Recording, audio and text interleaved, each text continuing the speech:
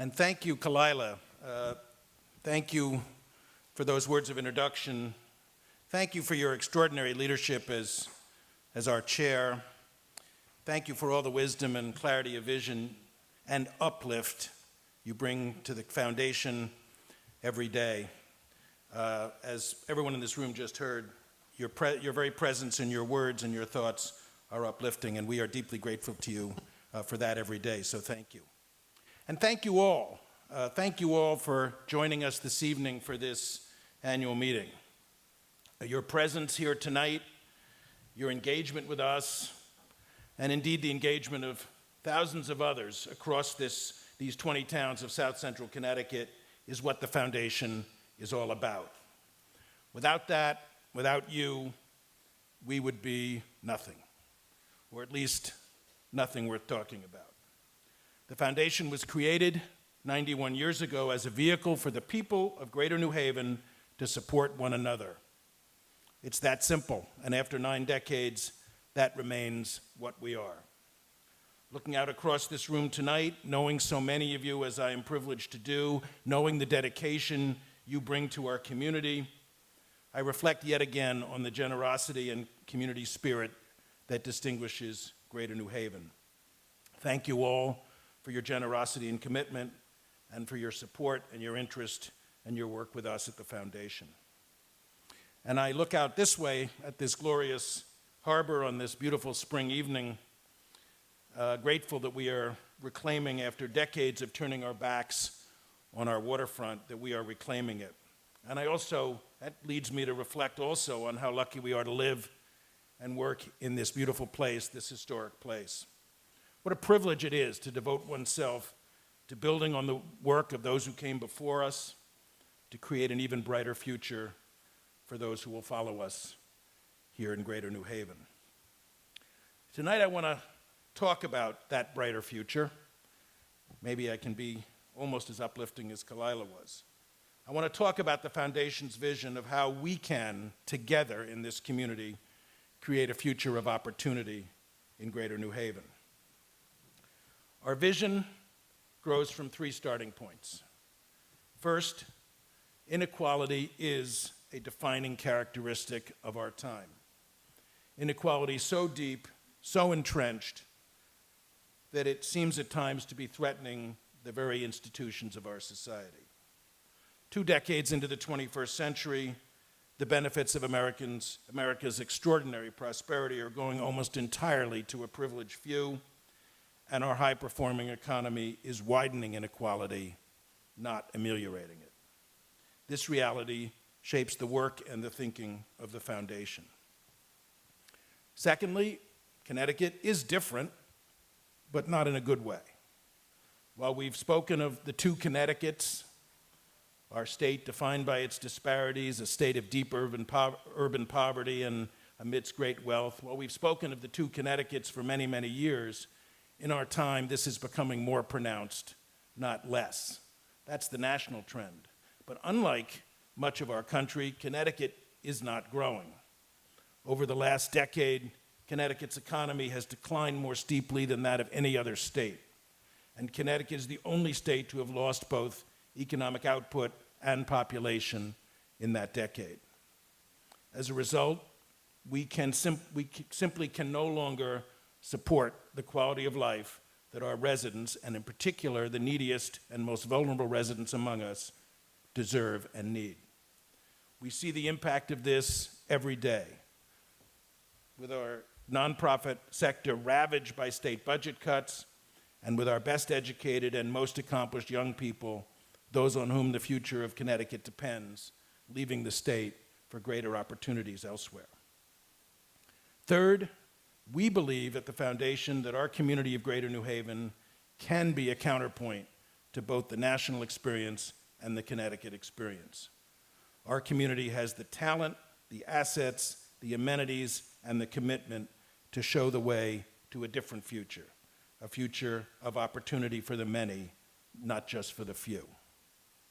We envision a future of opportunity in Greater New Haven because a new generation is bringing a new civic activism and a new sense of urgency to the work of community. For an old guy like me, it's a wonderful thing to see. And what is it that we envision when we say Greater New Haven can be a community of opportunity? We envision a community that is providing education and training that equips our people with the habits of mind and the skills that are suited to the jobs of the next generation. You can see what this looks like in the profiles of Holberton School and Concat in the Foundation's 2019 annual report, which awaits you during the reception.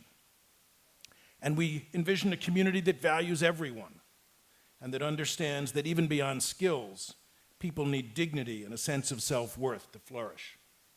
You can see what this looks like in the profiles of Emerge and again of Concat in your annual report. Third, we envision a community that supports the dreams of its entrepreneurs because it understands that innovative new small businesses will be the wellspring of growth. You can see what this looks like too in your annual report, both in the profiles of the Collab and of I Squared at the New Haven Free Public Library, and in the highlighting of the Foundation's mission-related investments in local companies. Fourth, we envision a community that understands that our medical and educational institutions are the basis of our economy and will be even more so in the future. Our eds and meds are our largest employers. They draw people, investment, and attention to our community from across the globe. You can see what this looks like in the profile of Arvinas in your annual report, a successful and growing local biotech company located in Science Park in Newhallville that is committed to New Haven. Fifth, we envision a community that invests in its youngest and in their families, knowing that the path to full participation in the benefits of a successful community starts at birth, or even before birth. And so I'm thrilled to say tonight that last month the Foundation received a new 5-year, $5.4 million federal grant to continue the New Haven Healthy Start program that we launched 22 years ago until 2024. Thank you. It's really great. And we're so excited, too, at all the other innovative and ambitious new ideas and plans that are being birthed, pun intended, in our community for expanding and enhancing early care and education. And sixth, we envision a community that is a magnet for talented, committed young people, both those raised here and those from elsewhere who come here to be educated. Talented young people who settle here after college, drawn by our growing industries, our suburban towns, and our urban amenities, including strong neighborhoods, a vibrant cultural life, and of course, restaurants and bike lanes. You can see what this looks like in your annual report in the profile of New Haven Promise and its strategy of to, through, and back, meaning our most talented and best educated young people coming back to New Haven after college. New Haven Promise is now in its 9th year, and it remains the recipient of the Foundation's largest single grant each year. In all these ways, we envision that Greater New Haven can grow, and grow in ways that provide more opportunities for more of our residents. Yet to be more than a pipe dream, this vision for our community must be a community-wide vision, not just a Foundation vision. This is certainly not something that the Foundation can make happen alone. Recognizing that, we also envision a new civic dialogue in our community with the social sector, the business sector, and our major public and private institutions sharing perspectives, listening, and working on a shared agenda day in and day out. This needs to be an inclusive leadership dialogue, bringing together leaders of our major local institutions and of small neighborhood-based efforts, a dialogue across lines of race and ethnicity, a dialogue among suburbanites and city dwellers, a dialogue shaped not by politics or by competition for resources, although these dynamics will always be there, but by a shared vision of Greater New Haven as a community of opportunity.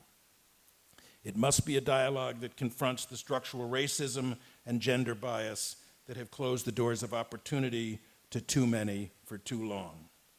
It must be a dialogue grounded in understanding and respect for others' experiences, and we know that the arts can play an important role in creating that understanding. Speaking candidly, for all the good works and good intentions that exist in our community, not enough of this kind of dialogue is happening today. The Foundation has been convening groups to create this dialogue since last year, and we will be taking steps to further advance it in the coming months. On June 20th, the annual meeting of our Community Fund for Women and Girls will focus on the industry of caregiving and its importance to the economic advancement of women. The Foundation is also planning a community-wide convening on inclusive growth to take place in September, and we'll have more to say about that as we get closer to the date. Those two dates are on your program for this evening. This new civic dialogue needs to be grounded in shared vision, as I said, not in what divides us. We do not need to choose between, as an example, we don't need to choose between welcoming market rate housing development and fighting displacement. We must see both as critical to a future of inclusive growth. We don't need to choose between encouraging the growth of our great nonprofit economic engines and developing new tax revenues to support needed public programs. Again, both are essential to our future. Put simply, we do not need to choose between growth and inclusion. I'm not saying there won't be painful and difficult choices to be made. We at the Foundation know well that reconciling different priorities and allocating all too scarce resources can be very tough. Particular issues in our community will inevitably result in strong disagreements, as they always do. But what I am saying is that growth and inclusion are not at odds with each other. Indeed, they are both essential. Indeed, they are mutually dependent. Why do I say that? Because our community will never achieve its social objectives, expanding services for those who need them, reducing and eliminating racial and ethnic disparities in health and educational outcomes, achieving greater social justice. We will never achieve those things without the jobs and tax revenues and expanded private philanthropy that will come from more robust growth. And our community will never unite behind a growth agenda that transcends the individual transaction unless we believe, at every level, based on real demonstrated results, that the benefits of growth will be widely shared. Allow me to underscore this last point. I've known this community for 35 years, and I know it to be a place where people of all races and ethnicities and income levels, people from Milford to Madison to Wallingford, care deeply and contribute generously in many ways to making Greater New Haven fairer and more humane and more just. That's who we are as a community. And at the Foundation, we see this every day in our work with community residents and community leaders, with our donors and our nonprofit leaders. And yet the disparities and the divides continue from year to year and generation to generation. The people of our region should be forgiven if they've grown somewhat skeptical about whether our aspirations as to greater social justice can be achieved. I, for one, am optimistic. Our sometimes complacent land of steady habits seems ready in 2019 to confront its challenges with a new mindset and a new determination. I say that because last year's gubernatorial campaign was the first in my memory in which the central question before the people of our state was how we grow more robustly. I say that because of philanthropy's unprecedented leadership on these issues, with the announcement just 2 weeks ago of the Dalio Foundation's $100 million gift to strengthen public education and promote greater economic opportunity in Connecticut. Yeah, that's worthy of applause, I agree. Thank you. And I say that because philanthropy is responding in other ways too. I see our fellow community foundations, both here in Connecticut and around the country, focusing on this same imperative of developing an opportunity agenda to counter the divisive inequality of our time. I expect that we will learn from and work with others as we pursue this path. And I'm optimistic for another reason too. As we here in Greater New Haven have been tested over the last several years, we've shown our mettle. We have come together to reject a vision of America that sees only winners and losers, a vision of inclusion only for those who belong, accompanied by the vile rhetoric of exclusion for everybody else. When national policy threatened our bedrock commitment to our immigrant newcomers, as a community we stood tall. when natural disasters overwhelmed the capacity of Puerto Rico to respond and our national leaders shrugged with indifference, we rallied. Our call for community now more than ever has been heard and heeded. In this difficult time, we as a community have shown how much we value our connections to one another. In many ways, the work I've been describing to you will require the foundation to do our work differently in the future. And this is one of the main reasons why, for the first time in many years, the foundation is undertaking a new strategic plan in 2019. This year, we are redesigning our grant-making process to make it less burdensome for nonprofits. We're expanding our mission-related investing even as we refocus it to support inclusive growth more fully. We are re-examining the relevance of our legacy commitments. We are reconsidering how we can most effectively engage donors, including more diverse and younger donors, in the challenges of today and tomorrow. We are rethinking how we can engage directly with the residents across our community, and we are taking stock of our internal foundation culture. All of this introspection is being undertaken within this framework of creating more opportunity for more of our residents. It will all roll up into a plan that will shape our work for the next 5 years. As a follow-up to your attendance here this evening, you'll receive a short email survey in the coming days asking for your input on some of the issues that we are considering in our strategic planning. I hope you'll take a moment to help us by responding. This strategic plan is an ambitious undertaking, clearly. And while it may be producing some measure of anxiety in some quarters, including for myself, it is even more so truly energizing the foundation at both the board and staff levels. I feel that energy around our board table. It lights up our board and committee meetings with a forward-looking sense of possibility. I was going to ask our board members to stand, but they've already done that. So I won't do that again. But I will say that the foundation board is truly extraordinary. Each member brings his or her singular talent and experience and knowledge and perspective to our work and combines it with an eagerness to learn from each other and to collaborate to produce the best possible decision. And each brings an extraordinary record of community commitment. Kalila Brown-Dean and Nick Norcott are a great board leadership team. And we've been so pleased this year to welcome Terry Jones of Jones Family Farm in Shelton as our newest board member. To our board members, I say thank you for all you bring to our work and for all you do. It's an honor to work for you and to learn from you. And I would add, I'm deeply proud of the foundation staff. This is an extraordinary group of talented, dedicated professionals whose commitment to the community seems infinite. I would ask actually all the staff in the room to stand. Some are already standing in the back, I know, but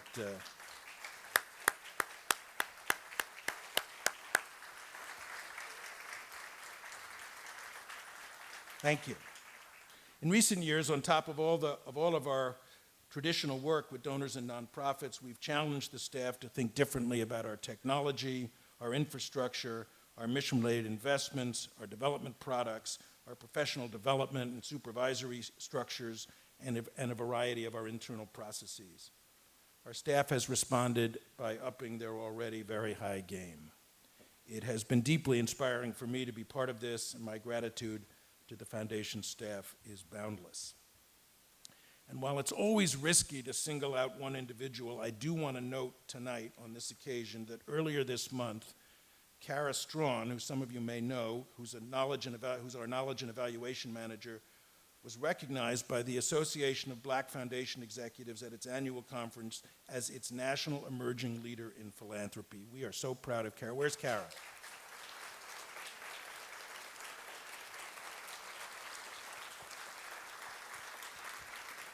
And I should hasten to add, she's really sick of me embarrassing her in public. I also want to offer thanks to the Foundation's senior leaders, each one of whom is not only delivering extraordinary results, but also taking on the challenging role of being a change maker. Angela Powers is driving our strategic planning and our process improvements. Christina Ciociola is leading the inclusive growth team and redesigning our grant-making processes. Leon Bailey is maestro of our work to strengthen our internal organizational culture, including our work on diversity, equity, and inclusion. Dottie Weston Murphy is leading our efforts to diversify our donor base and to develop new products and strategies to meet the challenges of the ever-changing philanthropic marketplace. And Drew Alden is our ship's captain as we voyage into the complex and vitally important world of mission-related investments. I must say I feel so proud to call these good people my colleagues, so I thank all of them.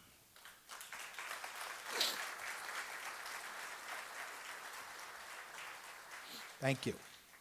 So I hope I've succeeded this evening in painting a picture of a community foundation that is thinking about our work differently, thinking about the challenges and opportunities of this community differently, and planning for a different future. Yet I also hasten to add that the future we envision builds very directly on the work we do today and on the core principles that have made the foundation a focal point for this community's philanthropy for 9 decades. Allow me to mention just a few highlights of our current work. In 2018, the foundation made more than $31 million in grants and distributions to hundreds of local nonprofit organizations, plus an additional $3 million in other programmatic expenditures. There is a very long listing of our grantees in your annual report. More than $1.7 million of that amount was raised and distributed during the 36 hours of last year's Great Give, when more than 11,000 donors made more than 15,000 gifts to support almost 400 local nonprofits, all shattering all previous records for the Great Give. It was our greatest Great Give ever. Next week, thank you all. Next week, all around this community, nonprofits will challenge their supporters to beat those records, to go one better, to stand up for Greater New Haven in the 2019 Great Give. Now, Melanie, could you hand me Gigi here? So this is Gigi. She appears every year at this time for the Great Give. And 5 of you on your program has a little Gigi sticker on the back, which would entitle you to designate $50 grant as part of the Great Give. So check the back of your program and see if you have that.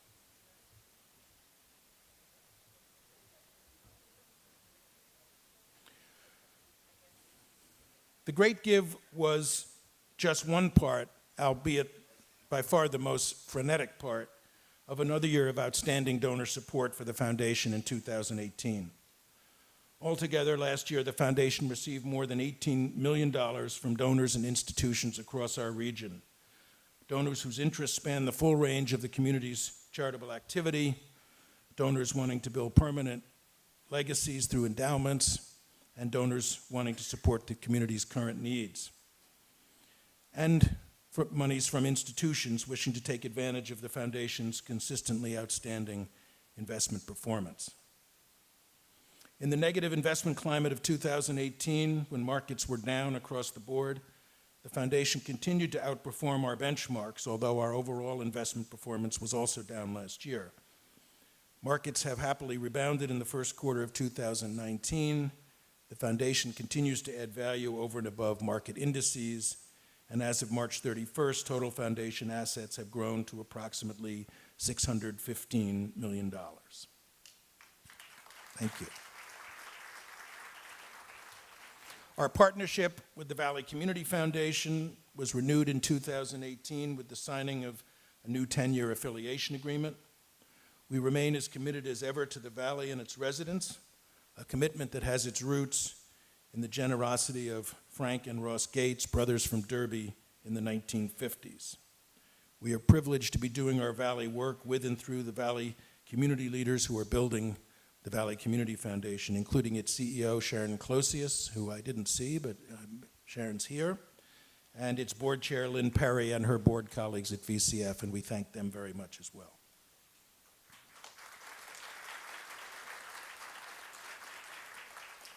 And I would add, as I talk about 2018, that more and more the foundation is doing its work at the neighborhood level.